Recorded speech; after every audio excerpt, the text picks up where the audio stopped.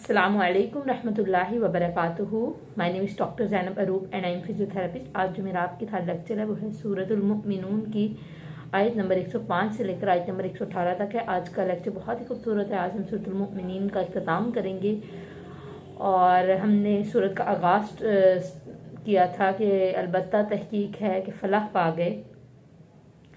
तो अब यहाँ पे इसका एंड हो रहा है कि फलाह कौन पाए। इन आयात में हम लोग पढ़ेंगे कि अल्लाह पाक ने किन लोगों को फलाह दी है और किन लोगों को फलाह नहीं दी। मतलब पहले हमने आगाज़ में पढ़ा था कौन मतलब फलाह अलबत्ता फलाह पा गए। तो इस पूरी सूरा के एंड पे एक निचोड़ निकल रहा है कि फलाह पाने वाले लोग हैं कौन और जो दूसरे लोग हैं जो नहीं फलाह पाएंगे उनका क्या हशर होगा। तो स्टार्ट करते हैं। नहमदुहु व नसल्ली अला रसूलिहिल करीम, अम्मा बाद फ़अऊज़ु बिल्लाहि मिनश शैतानिर रजीम, बिस्मिल्लाहिर रहमानिर रहीम, रब्बि शरह ली सदरी व यस्सिर ली अमरी वहलुल उक़दतम मिन लिसानी यफ़क़हू क़ौली, रब्बि ज़िदनी इल्मा। बिस्मिल्लाहिर रहमानिर रहीम। स्टार्ट करते हैं आयत नंबर 105 से। अल्लाह ताला फरमाते हैं कि इनसे पूछो क्या तुम पर नहीं पढ़ी जाती थी हमारी आयात। अल्लाह ताला इन काफिरों से उस दिन मुखातिब होंगे और इनसे पूछेंगे क्या तुम पर मेरी आयात नहीं पढ़ी जाती थी। जब तुम पर आयात पढ़ी जाती थी तो तुम उसको जुटलाते थे और अब तुम कहते हो कि फिर ये कहेंगे आगे से कि हम लोग बहुत बुरी गुमराही में थे और हम लोग गुमराह हो गए थे या हमें क्या नाम है हमें मतलब दुनिया की ज़िंदगी ने मसरूफ़ कर दिया था। हमें हमारी सोचों ने हमें दुनिया में ऐसा घुमा दिया कि हमें कुछ एहसास ही नहीं हुआ। तो अल्लाह ताला कहेंगे कि अब वापस जाने का कोई हल नहीं है तुम्हारे, अब तुम्हें कोई हल नहीं दे। वो कहेंगे कि हमें वापस जाने दें तो हम अच्छे अमल करेंगे। तो हमने पीछे भी लेसन में पढ़ा था कि ये लोग अल्लाह पाक से फरमाते हैं कि अल्लाह हमें वापस दुनिया में जाने दें और हम दोबारा अच्छा अमल करेंगे। तो अल्लाह ताला ने कहा कि तुम अब कभी वापस नहीं जा सकते, तुम यहीं रहोगे, क्योंकि ये लोग वापस भी जाते तो अच्छे अमल नहीं करते, क्योंकि तब भी ये लोग अब ये तो इम्तिहान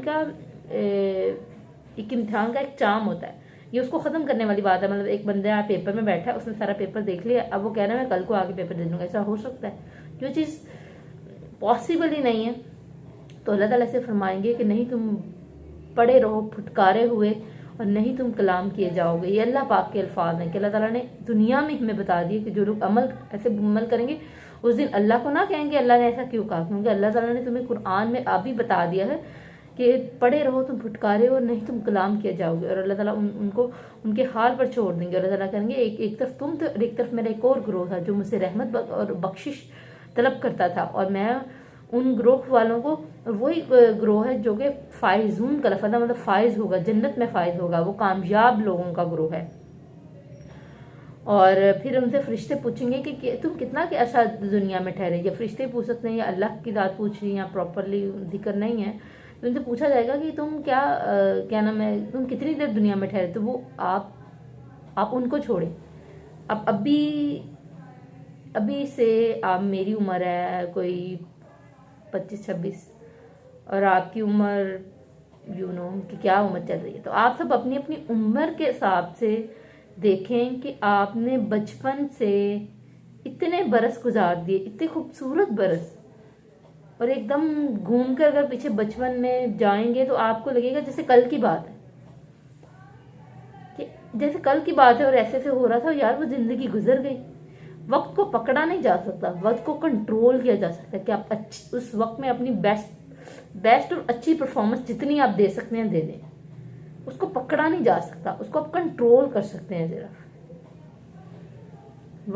वक्त किसी के हाथ में नहीं आता। वक्त ऐसे गुजरा है कि पिछले मुझे 25-26 बरस ऐसे लग रहे हैं कि जैसे कोई चुटकी बजाए गुजर गए। तो उस दिन जब आपका मौत हो जाएगी, और जो 50-60 साल के भी हैं, जो इससे भी ज्यादा हैं, उनको भी ये वक्त इस तरह ही लग रहा है जैसे चुटकी बजी और सब वक्त गुजर भी गया। तो खुदारा इस वक्त को कंट्रोल करें और इसी को अभी से अच्छे अमाल शुरू कर दें, क्योंकि उस वक्त आप देखेंगे तो यार ये तो मैंने फजूल कामों में वक्त गुजार दिया और वो वक्त इतनी तेजी से गुजर गया पता ही नहीं लगा, और अब अल्लाह ताला मुझे हिसाब ले रहे हैं तो मैं क्या करूं। और अल्लाह ताला फरमाएंगे कि थे वो मगर फिर फरमाया जाएगा कि थे वो मगर बहुत ही कम दिन, उनको भी कम ही लगेंगे। फिर फरिश्ते या अल्लाह फरमाएंगे, मैं भी अल्लाह ताला का ये कलाम है तो अल्लाह ताला फरमा रहे होंगे कि अल्लाह ताला उनसे कहेंगे कि क्या नाम है, नहीं वो था मगर अरसा बहुत ही कलीलन, थोड़ा, बहुत ही थोड़ा अरसा था, और तुमने इस दुनिया को खेल और तमाशा समझ लिया था। तुमने यही समझ लिया कि मेरे से हिसाब ही नहीं लिया जाएगा। क्या तुम सब नहीं जानते थे कि बादशाह और रब अर्श का अजीम मतलब अजमत वाला रब है, इन सब का बादशाह है, तो तुम इसके बावजूद तुम ये सोच बैठे कि तुमसे हिसाब नहीं लिया जाएगा। और सूरह का आगाज भी हमने फलाह से शुरू किया था कि कौन कद अफलाह के पस तहकीक है कि फलाह पा गए, तो एंड है कि काफिर लोग फलाह नहीं पाएंगे।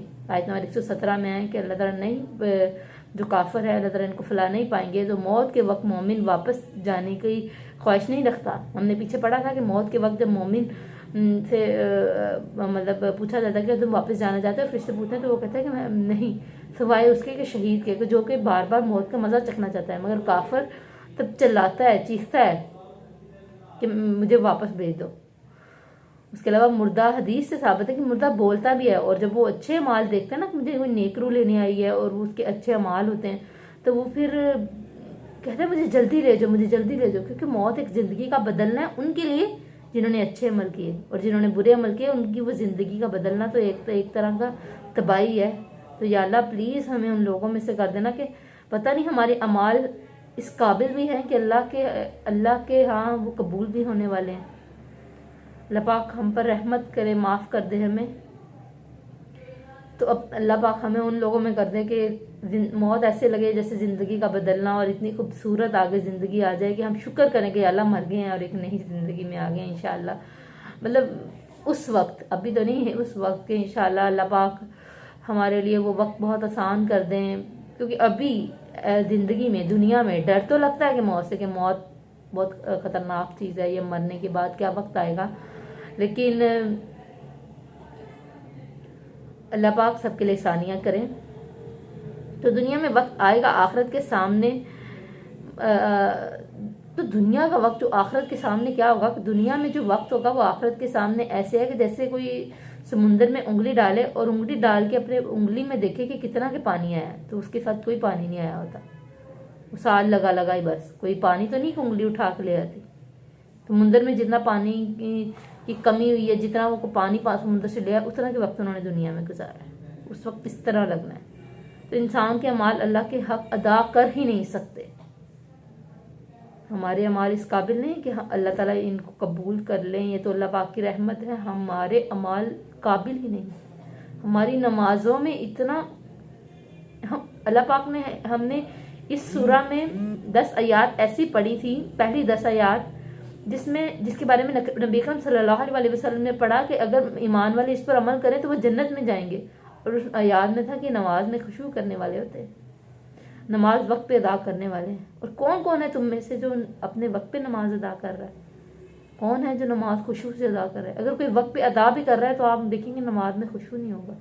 खुशू क्या है कि अल्लाह ऐसे नमाज पढ़ने की जैसे अल्लाह के आगे पेश हो गए हैं, आखिरत का दिन जैसे हिसाब का दिन आ गया, अल्लाह के आगे झुक गए हैं। खुदारा दीन को समझें। अल्लाह पाक हमारे लिए आसानियाँ करे। जज़ाकल्लाह।